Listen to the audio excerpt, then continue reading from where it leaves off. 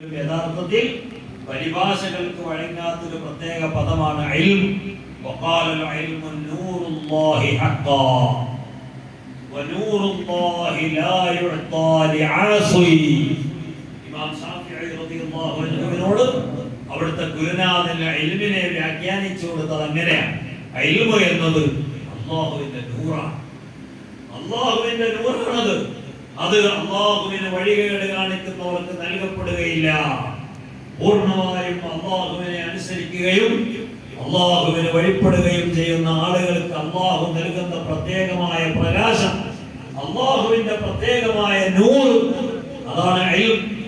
ആ ഇൽമ് ഒരു മനുഷ്യന്റെ ഹൃദയത്തിൽ കയറിയാൽ പിന്നെ ആ മനുഷ്യൻ സ്വയം പ്രകാശിച്ചു കൊണ്ടിരിക്കുന്ന ഒരു വിളക്കുമാടമാണ്, ഒരു വിളക്കാണ്, കത്തിക്കൊണ്ടിരിക്കുന്ന ഒരു വിളക്കാണ്. ആ കത്തിക്കൊണ്ടിരിക്കുന്ന വിളക്ക് ഈ ഭൗതികമായ ജീവിതത്തിലെ ഒരുപാട്